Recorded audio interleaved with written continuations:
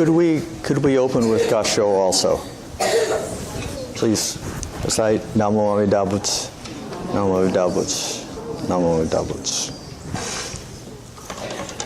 Happy New Year. Happy New Year. We're pretty close to the New Year yet. Charles, here we go, I think. All right? Good. Happy New Year. By the way, do you know what is New Year's?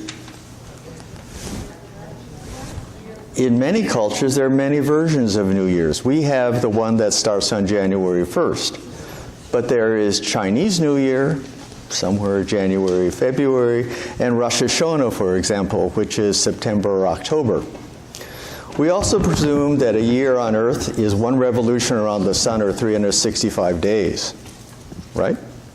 But if you lived on Jupiter, a year would be 4,332 days, or about 12 Earth years to complete one rotation around the sun.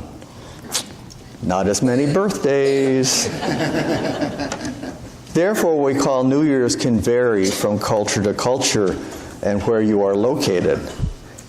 At New Year's, we talk about New Year's resolutions, how or what you hope to change this year. And this is what I would like to talk about, change. A basic teaching of Buddhism is impermanence. Change is always happening. Nothing stays the same. Resistance to these changes comes from ignorance and greed, and it results in anger and stress. These conditions can cause acting out against the changes, harm to oneself both physically and psychologically, and frustration and loss of self-confidence. It is said, difficult is it to be born into human life. Now we are living it. Life in itself is a remarkable phenomenon, and we need to appreciate it. From birth to death, this process is called ever-changing. Both physically changes what we do and concerns during this lifetime. Birth is changing not with just random conception and random pregnancies like occurs in most cases, but now one can be pregnant in their 40s or their 50s, when biologically a woman has run out of eggs. You just go out and buy an egg. Or you can go to the freezer and get one of those eggs out that one has stored during her fertile 20s. Better yet, what gender do you want this baby to be? Gender can be determined not by chance or voodoo, but one can select the gender of the baby now. You just go find an embryo, have them look at that embryo and say, okay, that's the one I want, and you implant that one. Now there's a technology called CRISPR where one can manipulate genes, and we can manipulate genes to allow the elimination of some deadly diseases. But someday in the future, is somebody going to make changes to other characteristics as soon as we find what gene does what? Childhood is healthier, with much fewer children dying as one needs to. Formerly, people had 8 children or 9 children because they hoped to have 3 or 4 of them make it to adulthood. Now most of those 8 children are alive, which now causes an issue with population in certain third world countries. Even what one does to keep the child healthy is becoming controversial rather than just survival. Do you vaccinate for infectious diseases, formerly the major killer of children, or are the vaccinations more dangerous than the disease itself? How, where, and who educates the child in the best way is now subject to many opinions. Also, who actually raises the child and how one does this is constantly changing with various opinions. Now one does need to decide whether they will stay with traditional methods or will they go to some of the newer methods, and which ones. There can be sources of considerable stress. Young adults are faced with somewhat similar changes and choices. How much education does one need? What kind of education does one need? Should one go to college? Which college should you attend? Is Stanford better than Portland Community College, or it is even worth the cost? Where does one go for information on this and other questions? Do you go to word of mouth and asking people? Do you read? Do you go to the internet or other sources? And how do you choose? And what do you know is valid or correct? Today, we do not ask somebody, what do you want to be when they grow up? The job that attracts somebody may not even exist or may be markedly different by the time one is ready to go job hunting. One does presume that they have does one presume they'll have the same jobs for their entire working life? Or in this world, do their passions continually change?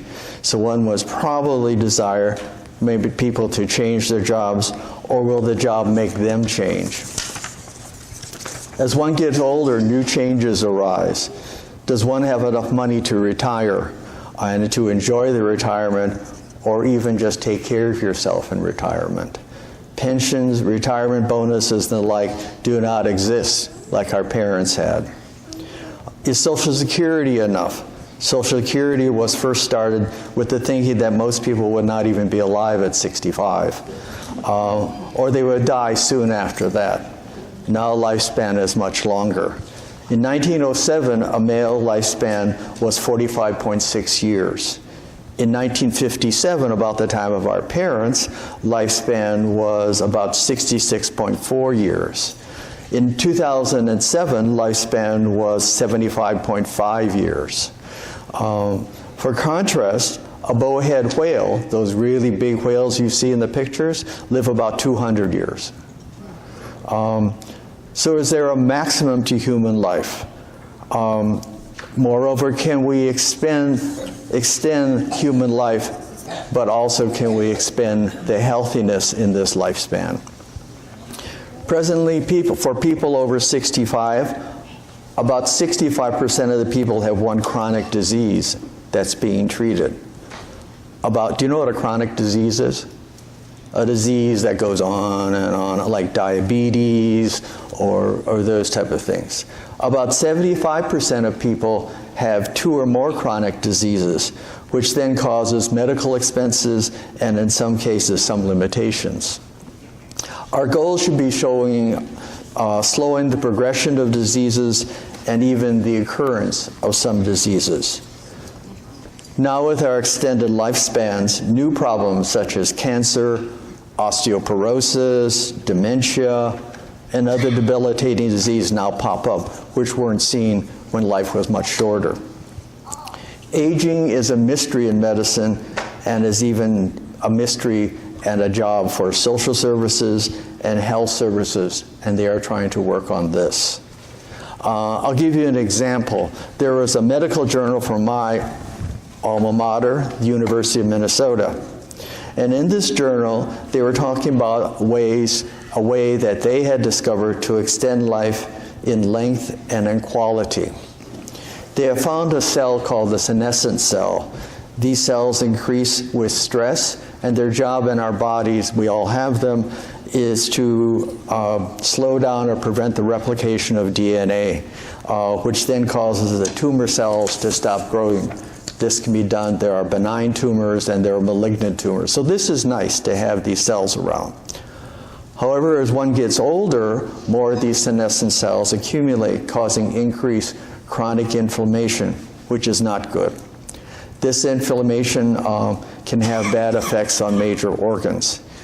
You know, you all go to the dentist. You all go to the dentist?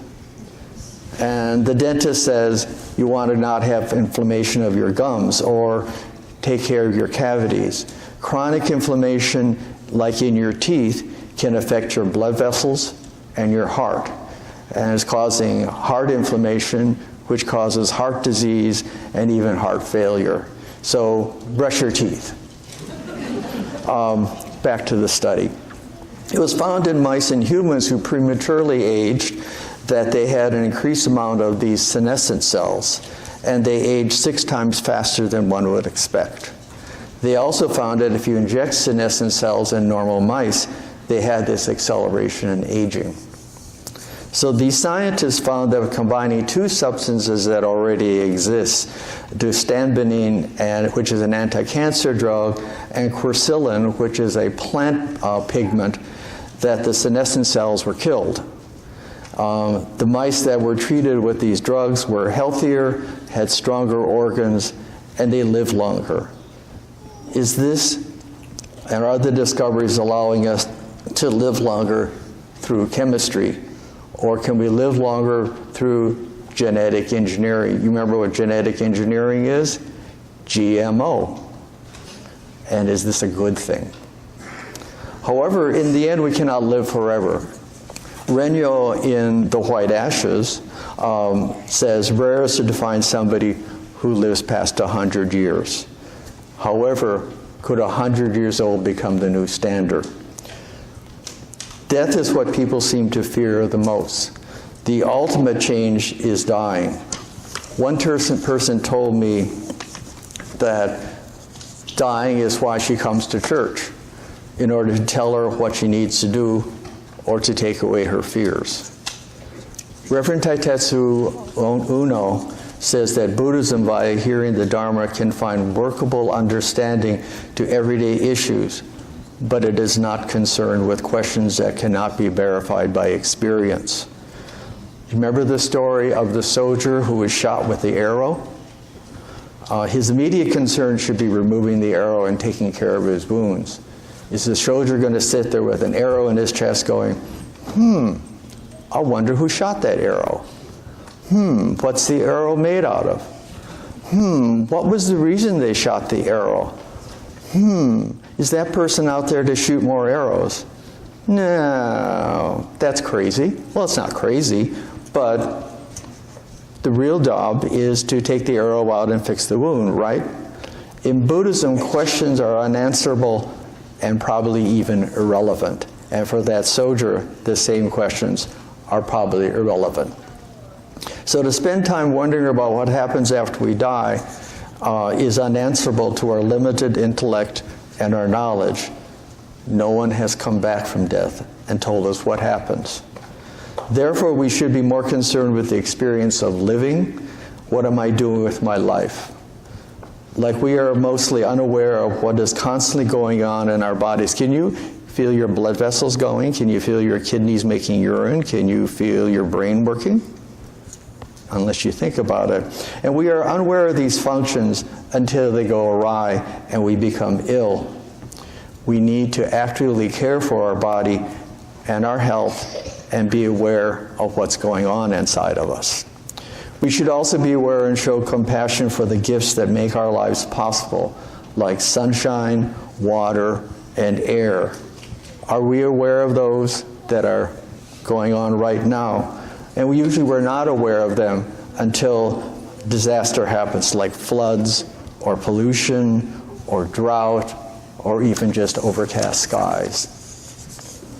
Dr. Uno writes, and this is a quote, as we struggle for understandings, we are made keenly aware that some problems in both life and death may have no answers. If that is the case, our task is to cherish this living moment, take good care of our bodies, open our hearts and minds to other treasured friendships, and live fully here and now. As we do so, we come to see death as a different light. Death does not threaten us from the outside. It has always been with us since birth. We come to see that both living and dying are manifestations of a natural process.